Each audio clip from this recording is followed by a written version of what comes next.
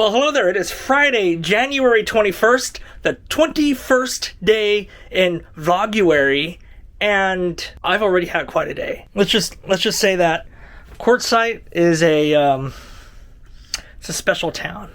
Unless you're here to experience it, it's really kind of hard to put into words. But let me try.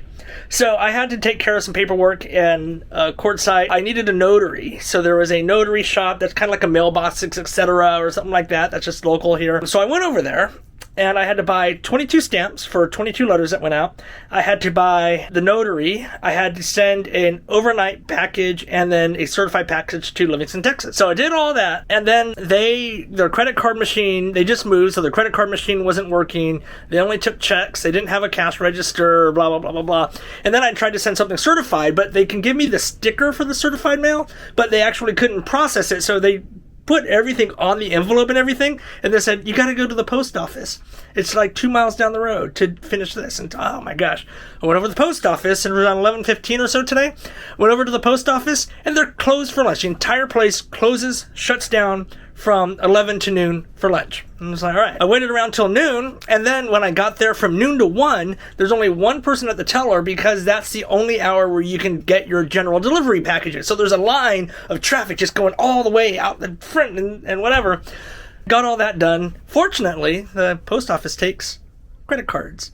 One of the things that I think is the key is if you're coming to Quartzsite, you got to carry cash or a checkbook. They just don't take ATM machines, or ATM cards, or debit cards, or credit cards, or anything. A lot of the shops that are here, this is a cash-only kind of town, and you don't carry cash at all, it can really screw you up. So here on my YouTube dashboard, oh, hi kitty, look, it's Izzy. So here on my YouTube dashboard, I try and respond to all the comments that you leave. I really love hearing where you're from, and I love the comments. Please keep them coming. But I'm kind of seeing this repetitive trend of questions that are being asked over and over and over again. One of them is about solar, why I don't have solar, and I think I've kind of already covered that because I'm a dumbass and haven't gotten around to it yet, but it would make my life so much easier. Second is always about boondocking. I want to know about the lithium batteries. So to answer that, I have 4 100 amp hour Battleborn lithium batteries, so a total of 400 amp hours. And the thing is, they go, your residential fridge must be the biggest energy culprit of them all. And the answer is yes, it is. But let me show you what I've done. So on the fridge, I discovered that if you press and hold these 2 buttons, you can actually turn the cooling element off. And that just saves a ton of power. So what I've gotten into the habit of doing, because most of all of January, everything except for 4 days I've been boondocked. So let me start you in the beginning of the morning. I'll wake up, I'll turn the generator on, I'll turn on the hot water heater, the furnace or the fireplace to kind of warm everything up because it's normally like 50 degrees in the rig by then. Turn the fireplace on, the furnace, the water heater, and the refrigerator. I'll have some coffee, I'll get some work done, and then I'll go in and take a shower. And it runs for about 2 hours or so. Once that 2 hours is done, then I turn off the water heater, I'll turn off the fireplace and put all that other stuff away, and then I'll just leave the refrigerator on, especially if it's warm outside.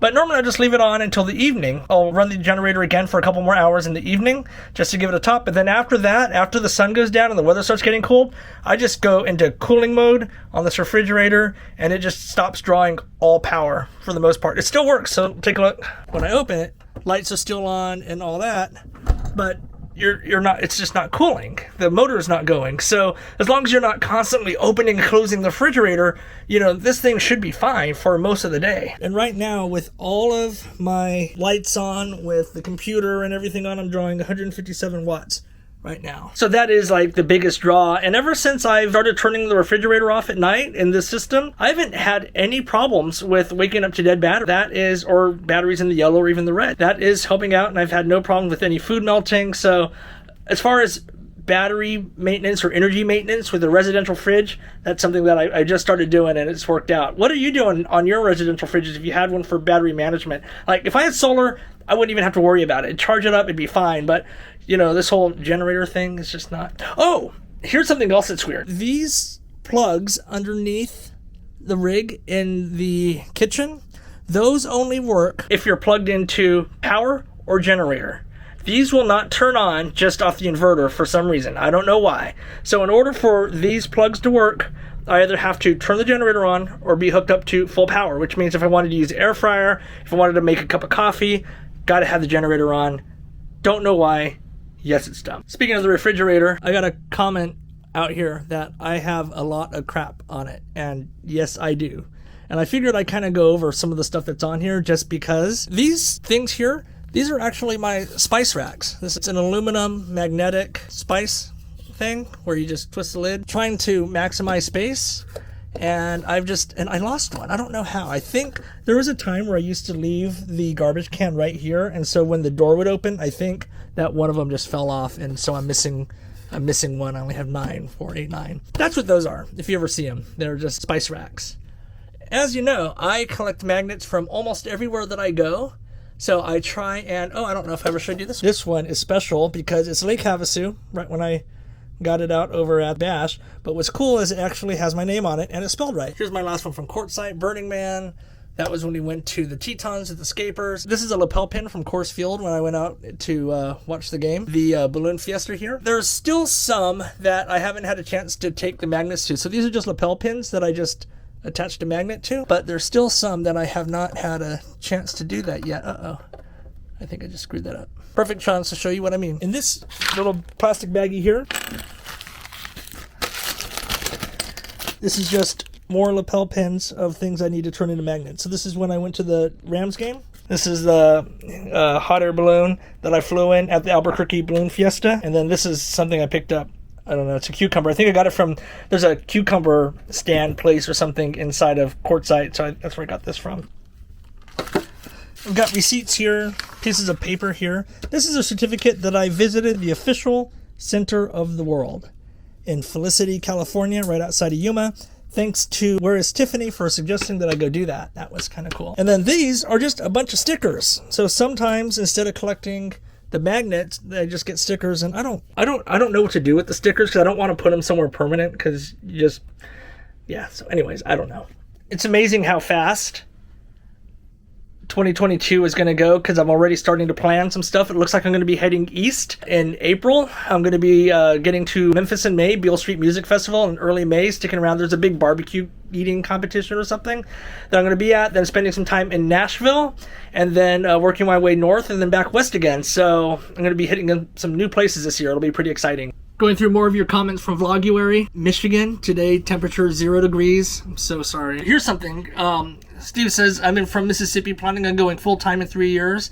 I don't even know what I'm going to do in 3 years, let alone like that kind of stuff. It took me about 3 months to decide I was going to go full-time in a rig. It was really fast. It was from like October to January, and I put a deposit down on the rig and went, oh damn, I guess I'm really going to do this now. And then from there it was no turning back. A lot of change in a short amount of time. 3 years of planning, wow, that's pretty bold. I don't even know what I'm going to do in 3 minutes, let alone 3 years. Enjoying the videos from Ohio. I would love to camp. It looks like a fun and an adventure. Safe travels. It is fun, it is an adventure, and it is amazing. And thank you for the wishes. King David Coffee, freezing in New Hampshire. Well, you're in New Hampshire, so I would love to get up to that area like in the fall. I heard that the fall is gorgeous around there, but it's just so far away. I made a comment about the California weather being good for camping and stuff, and someone said that's about all California has going for it nowadays. Not gonna object to that. Everybody in the comments obviously said Cookie Monster. That's a no-brainer. I don't know where everyone got Grover. I don't even know how that started, but it was a heated debate. It was absolutely Cookie Monster. It even said so right on the package when I bought it. In the vlog I did about the 1 year rig review, I talked about the overhead bunk having a 500-pound capacity, and whatever. And I think it's 500, but this user says your overhead bunk has a 750-pound limit, strongest in the industry, which is fantastic. But the username is Donkey Fluffer. Word of advice: don't use that email address.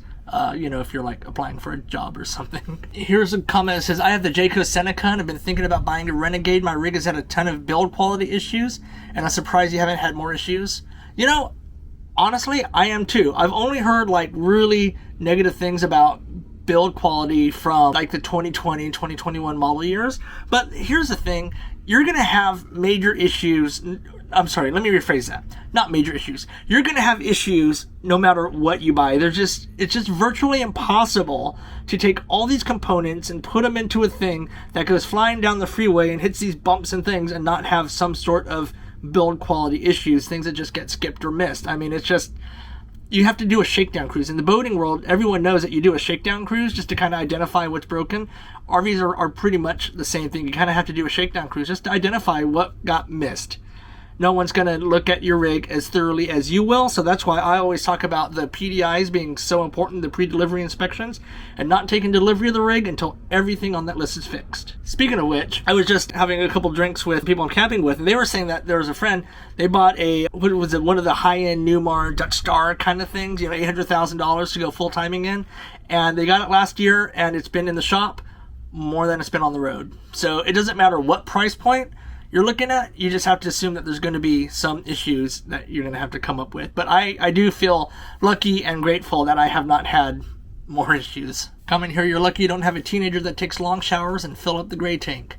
Yes, I am. Jason says, great info. One of the things that we're most excited about and most freaked out about is boondocking. We've watched a lot of videos getting more confident with it, but all the tips and tricks, one of the first things we're going to do when we buy our rig is boondock in the driveway. And that's a great idea too. You always want to have that safety net when you're going to try and do something for the first time. I didn't have the privilege or the opportunity to actually boondock in a driveway. I didn't have a driveway. I lived in a condo when I picked this thing up. Boondocking is a lot of fun. It really allows you to cut the cord and go wherever you want. And if you think that just RVing and full timing is just bouncing from RV park to RV park, you're really kind of missing out. Okay, I think that's enough comments for now. There's a lot more, but Advil and coffee, breakfast of champions. Yes, sir. Okay, I think that's enough comments for now. All right, I wanted to make something very clear.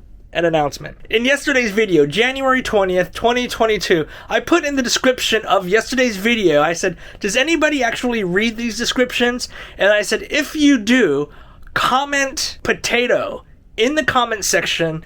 Do not leave any sort of justification. Do not leave any sort of any other information. Just enter the word potato. And you know how many people have done it as of this filming right now at 2:30 in the afternoon? 0. Nobody has entered that. So I'm assuming nobody's reading the description unless you're going to go do it today to see if I'm going to do another magic word. Because if you did put potato in the description, then I would have sent you one of the new Claim Division keychains. But nobody did. But maybe I'll do it one more time before the end of Vloguary. But maybe I won't. You'll only have to go and find out. I have really crappy internet out here where I'm at. It's not that it's bad. It's just that the towers are so overloaded because there's so many people here. But I'm trying to capture all the data from the 1,000 trails and all of the expenses, but internet is just so slow. I'm working on all of that right now for you. So don't go anywhere. Have a great weekend. I hope that you're enjoying this series. We've only got another week left. Can you believe that? And I will see you tomorrow. Be sure to like and comment and maybe check the description box to see if there's something special in there. You never know. Have a good one. See you tomorrow.